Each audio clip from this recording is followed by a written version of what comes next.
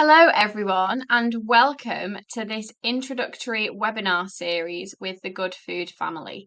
So, I will do introductions in just a moment, but just to summarise what today's topic is going to be, this first webinar is going to be looking at balance and what does balance really look like. And when we talk about balance, we're going to be looking at it from both a diet perspective, having a balanced diet, but as also zooming out a little bit and looking at what we mean by a balanced lifestyle. So, on to some introductions. Okay. So, the Good Food family, who are we? So, here at the Good Food family, we are an organisation which are dedicated to making healthy eating for families more accessible, more enjoyable, and just overall easier than it is or it might feel at the moment. So, we really focus on that family friendly approach. And what we try and do is really understand the unique challenges that families in particular are facing. So we've sort of narrowed this down to four main themes. So if you can relate to these themes, then you are absolutely in the right place. So these kind of four main themes that we've identified. So we've got time constraints, not having enough time to make food, to prepare food, to think about what we're going to eat. Convenience, which is sort of the overwhelm of convenience foods which are available and needing to prioritize convenience foods because we've got to juggle a family lifestyle. Knowledge, and I think in a world of mixed messaging, it's hard to understand what we should or maybe shouldn't feed our families. And cost. Obviously, we've had the cost of living crisis, which is happening sort of at the moment, and how that's impacted on food cost as well. So, our goal really is to break down these four main themes and make healthy eating more realistic, more accessible, understandable in this world where everything can be very, very confusing and there's lots of mixed messaging, like I say, about family nutrition. So, who am I? So, my name is Amy and I am the registered dietitian here at the Good Food family. So, after quite a few years at university studying food and nutrition, I am fully qualified registered dietitian, and that means that I am fully qualified to provide expert advice on all things nutrition. So, what is this video series? So, this webinar series will consist of 5 videos as our introductory series, where I'll be walking you through some very family friendly topics. So, each will be around 20 to 30 minutes, and we hope you find them useful. Like we say, we are here to make family nutrition as easy as possible. Okay, so just to touch on the Good Food Family philosophy as well. So, here at Good Food Family, our philosophy is all about being realistic, staying positive, and focusing really on what we can do to build those healthy family habits. So, we focus on what we can do to support families with healthy eating. And we understand that with healthy eating as a family, it's a journey as much as it is a destination. And as much as that sounds like a cliche, what we're trying to say with this is that family life has so many obstacles and so many challenges that it can throw at us. So, when we talk about healthy eating as a journey, we mean understanding those obstacles. We need to work out how to navigate those obstacles of family life whilst trying to prioritize our health. We understand that healthy eating looks very different for every single family. So there's various factors which can influence this. So what your income is, how many mouths there are to feed, what your work-life balance is like, food preferences, dietary restrictions, culture, traditions, and many, many more. And we are evidence based, which means that everything we talk about has come from trusted scientific research. So, this means that you can trust that everything that we say is the truth. And, like I touched on, in a world of mixed messaging, I think this is more important than it's ever been.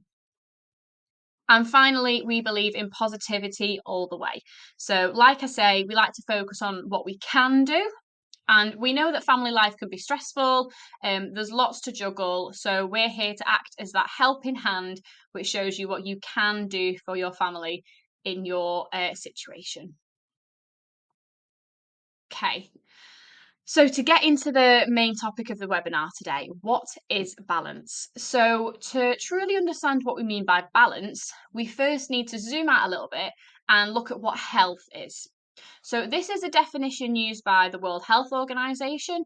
I really like this because it gives equal emphasis on the three aspects of health, them being physical, mental, and social. So it gives equal emphasis on them rather than it just being the idea that you're getting by and you're not ill, that sort of thing. That's not what we're looking at here. We're looking at focusing on really nourishing those three areas. So I will read this out for you.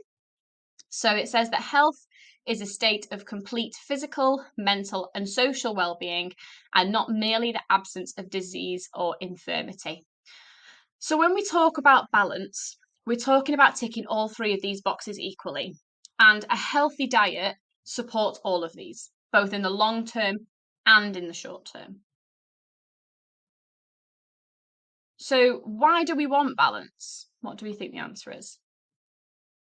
It's exactly what we just said, because it's the best for our health. And as we said,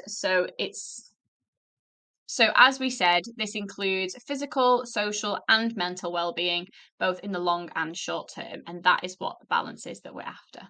So, why do we struggle with balance? Here's the key question. So, I'm sure that some of these, if not all of them, will resonate with you. So, first of all, lack of time. That means both the time to think about healthy eating, so perhaps meal planning, and also the time to do the cooking, so the meal prepping, or the time to sit down for a meal, or the time to perhaps go out for a bike ride, etc., etc. It's that lack of time that we feel that we have to really invest in health as a priority. Lack of motivation. So let's admit it, when you've had a full day of work, you probably just want to put your feet up, and it is hard to stay motivated. It's hard to then push yourself to then get up and go into the kitchen and make a family meal for 4 or 5 people. In a similar way, struggling with work life balance and the stress that that contributes can also link in with a lack of motivation as well. Mixed messaging. So I've already touched on this twice, but the sheer amount of pseudoscience and conflicting information about what is or isn't healthy, or about what we should or shouldn't be feeding our families, there's just so much out there. It's overwhelming, and it can very, very easily leave us feeling really confused about what we should or shouldn't be doing, and then we all end up at a loss because it's just confusing then for everyone, isn't it? And no one knows what they should be doing. Cost. So this is a really big conversation at the moment, and you can see that I've put a little question mark there as well. So nobody can deny that the price of food has skyrocketed in recent years. And often the lower end prices, so for example, your supermarket own brands, are the worst affected. And what I mean by that is that proportionally, or as a percentage, they go up by more than the top end brands do, which means that it can have more of an effect if you are buying those cheaper food items as well. But from a perspective of healthy eating being expensive in comparison to unhealthy eating, this doesn't always have to be the case. So, a good example, I think, is a pizza that you order from, say, Domino's or similar can cost between 10 to £20. Okay. But there are some brilliant, really, really cheap, healthy family recipes which you can absolutely make for less than £1 a portion. So, if you look at it like that, you could either have one pizza or perhaps 10 to 20 portions of healthy food. So, I mean, there's more to kind of consider than that, and you've got to think about the cost of the energy to cook it, etc., etc. So, there's a lot of back and forth in this conversation, and it's by no means a black and white. It very much depends on your financial situation as well, but it's definitely a part of the puzzle in struggling with balance for sure. And finally, competing priorities and preferences. So, competing priorities, you might have 3 loads of laundry, which is just piling up and piling up, and it needs doing. And it's so easy to just think, oh, I'm just going to order a pizza. And then by the time the pizza's arrived, I can have put that in the laundry and ironed this and put this away. And I've not had to step into the kitchen. So, in that instance, our priority being things other than food. But the other side of it is the priorities within food, and that's often prioritizing wanting children or adolescents in the family just to eat something because we want to make sure that they're getting that energy to support their growth, right? So then it becomes a toss up of, well, if I can give them a pizza, I know they'll eat that, and then I know they've been fed. Or do I try this new veggie stir fry, which has the risk that they might turn their nose up at it? And in that instance, the priority then becomes, oh, I'd rather them eat something than take the risk and then not like it. And finally, competing preferences. So almost similarly, but it's very normal for within families for people to enjoy different foods. That's just the way we are. But this becomes especially difficult as well if you're struggling with perhaps food refusal or fussy eating. I'll be doing a more detailed video on this later in the series. So if some of them or just one of them can resonate with you, you're definitely in the right place. So, here at the Good Food Family, we like to focus on what we can do about things. So, what can we do about this? And as cliche as it sounds, all we can do is try our best. So, trying our best is going to look very different. It's going to look very different for different people, depending on loads of factors, like I touched on before. So, what your income is, what your food preferences are, what kitchen appliances you have. Have you got an air fryer? Does that make it quicker? Have you got a microwave? How many mouths are you feeding? Who's at work and when? The Do you live close to a shop that sells food, for example? And is that food healthy? Are there any cultures or traditions or dietary restrictions that you've got to follow? And if it's dietary restrictions, if you've got allergies or intolerances, that can add another layer of anxiety on top of that. There are so many reasons why healthy eating and the journey can look very different for very different people. But that's why it's important, sorry, to focus on your journey. So rather than looking at other people's and making any comparisons, you've just got to try your best to focus on your own family's journey and acknowledging that where you're starting might be different to where someone else is starting as well. So getting into what we can actually do about this, where can we put that focus when we're trying our best? What's our go-to? What can be our point of focus? Well, the answer is the Eat Well Guide. So, this is the dietary recommendations for the UK of the type of diet pattern that we should all be aiming to follow.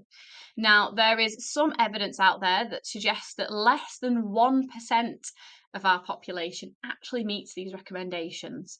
So, there is plenty of room for all of us to try to adhere to this a bit better. So, just a few facts about the guide itself. This was previously the Eat Well plate. So, some of you may remember that. That changed in 2016 and it changed to the Eat Well guide. Interestingly, the Eat Well guide doesn't actually reflect meal intake, as it were. It reflects how your intake should look over time, so weekly or daily intake. Now, that's not to say that you can't design your meals around it. You absolutely can, and that would be a healthy thing to do. But it just means that you don't have to have a meal that looks exactly like that every meal, as long as it looks proportional to that at the end of the day. It applies to all adults and all children above the age of 2 years. Now, obviously, if your doctor has told you differently, then that will be different for you. It's based on science and it reflects both quality and quantity. So, what we mean by that is that it reflects the type of food you should be eating and how much of it. And like we say, this can look very different to different people with different circumstances, which we have already touched on. Now, I've just put an FAQ here because I think, again, in a world of mixed messaging, it can be really easy to fall into the trap of thinking we need to count calories and count nutrients in really small numbers for our whole family, which isn't realistic and can be very difficult. So, this is simply not true. You do not need to focus on numbers for your family in that way. Instead, focusing on improving the quality of what you eat and the amount of what you're eating in reflection to adhere to the Eat Well guide, that will naturally take care of the numbers without you needing to worry. So, but of course, if you're concerned or you're not sure if that applies to you, go and speak to your GP or a dietitian. But for the vast majority of us, a diet that looks a bit more like the Eat Well guide is the healthiest thing we can do. So just to summarize some key points from what the Eat Well guide recommends. So we should all focus on eating more plants where we can. Now that includes whole grains as well as at least 5 fruits and or vegetable portions per day. More portions than this is brilliant as well. Make sure to eat at least 1 portion of oily fish per week. So that includes salmon, mackerel and trout. They're the most common ones. Focus on lean animal proteins and plant proteins rather than relying heavily on red meats. Cook with unsaturated fats like olive and rapeseed oils rather than saturated fats like butter, ghee, and coconut oil. And limiting foods high in saturated fat, salt, and sugar, and limiting processed meats because these are often high in saturated fats and sugar, saturated fats and salt, sorry, and that includes sausages, ham, and bacon. Now, that's all I'm going to touch on the Eat Well guide for today. But if you want some more detailed information, if you head to our app, there is an Eat Well guide explained guide in there, and you can have a read and get more details there. But as much as eating a healthy diet in adherence to the Eat Well guide helps us to achieve that balance, there are other wider aspects of eating which helps contribute to achieving that balanced lifestyle as well. So this is having a healthy relationship with food. So I'll be doing another webinar on this later in this introductory series. Embracing variety. So embracing various fruits, vegetables, whole grains, nuts, seeds. We've probably all heard the phrase eat the rainbow before. That's what this is getting at. And by having that variety and that choice, that means that it kind of gives room for everybody to enjoy what they're eating. An interesting one. So, acknowledging the social role of food. So, again, I'll be touching on this in a different video later in the series, but understanding that even though maybe birthday cake and Christmas pudding and Easter eggs can be high in sugar and high in fat, knowing that in moderation, these can contribute to supporting social well-being and other festivities. So an awful lot of the socializing that we do and the festivals and cultural traditions that we celebrate, there's always some sort of food element that's really undermining it there. So that shouldn't be overlooked. And I think that is a really interesting point that I think a lot of us do overlook. Try not to look at food in isolation of kind of nutrition and calories too much. And in this way, just appreciating the way it supports our social well-being as well. And I think just understanding and having that true appreciation for why establishing balance is really important. This can really help us to stay motivated in our healthy eating journey. And it also allows us that space to fit these like extra treats. So like your birthday cake and your Christmas pudding, it allows you to fit that into your lifestyle, and acknowledging that how that fits into your lifestyle might look different to how it'll fit into somebody else's. So, just some meal ideas and how we can practice balance across our family diets. I'm not sure why that's missing in the corner there, but all of these recipes are on that, by the way. That's where I've got the images from. So, just how can we incorporate balance in practice realistically? So, adding fruit and veg in wherever you can. So, this is just pointing to some yogurt with some blueberries on top. It's this idea of positive nutrition. Always adding in fruits and vegetables wherever you can to whatever meals you can. It really helps us to achieve that variety. Tray bakes and one pans, these are brilliant from a convenience perspective. So they can absolutely save time and they can save cleaning. And especially for tray bakes, you can just put it together and put it in the oven. And like we were saying before, you can walk away and go and do that 3 loads of laundry that's been piling up for weeks. Offering plenty of fruits and veg in different ways. So I'll be touching on this a bit more in a webinar, in the third webinar in this series, which is going to look at fussy eating and food refusal. So presenting fruits and veg in different ways and really having that variety means that everybody's got a choice of something that they will enjoy. and having healthier versions of some freezer favorites. So this is a recipe from the app for some healthier homemade chicken nuggets. So having these stocked up in the freezer means that you can, if you just need a bit of a beige dinner, you can throw something together without the compromise of it being slightly unhealthier. It means you've got a healthier version on hand at all times. And at the bottom there, I've just said with room for fun stuff. So, like we just said, social occasions, Christmas pudding, birthday cake, understanding that yes, they can be high in saturated fat, salt, and sugar. Yes, we should eat them in moderation, but they do have a place. And I think having them in that kind of those smaller amounts means that you appreciate it a lot more when you do then have that as a treat. So, balance is not balance is not pudding all of the time, but neither is it just salad all of the time? So I think this is a really important point to make between the two, because I think it can be very easy to get pulled either way with it. And I think especially this idea that healthy eating is just kind of bland, boring, raw vegetables all the time. That is not what we're saying when we're talking about healthy eating. There is so much to be there's so much scope for healthy eating. There's so many ingredients that you can play with and flavors and textures. So it's not just a case of eating a bland, boring raw salad 3 times a day. That's not what we're getting at all.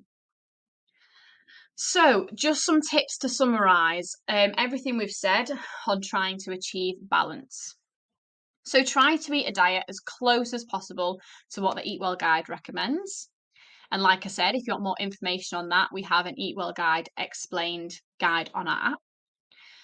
Allow yourself the space to accept that healthy eating will look different to you to someone else. It's best not to compare. So we all see those TikToks in these beautiful gleaming kitchens, and they've got beautiful Tupperwares, and they've got endless fridge and freezer space. So that's not, for the majority of us, that is not what healthy eating is going to look like. Healthy eating is going to be trying our best with what we have got. And like I say, it's important to know that yours will look different to someone else, but also acknowledging that where you're starting with your journey could be different to someone else as well.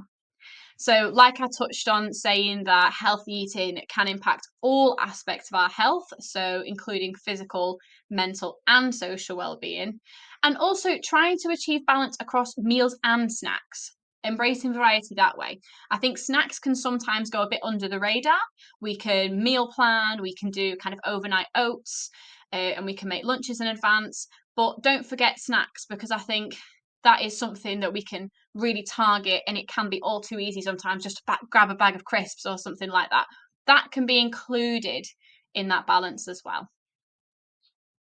So, thank you for joining me today. You can find loads more resources on the app, including the recipes which you've seen, the guide section where you can peruse loads of different topics whenever you'd like to. And I hope you'll join me for the next episode. So, the next episode, we'll be diving into some family friendly meal planning. So, thanks for joining me, and I'll see you next time. Bye.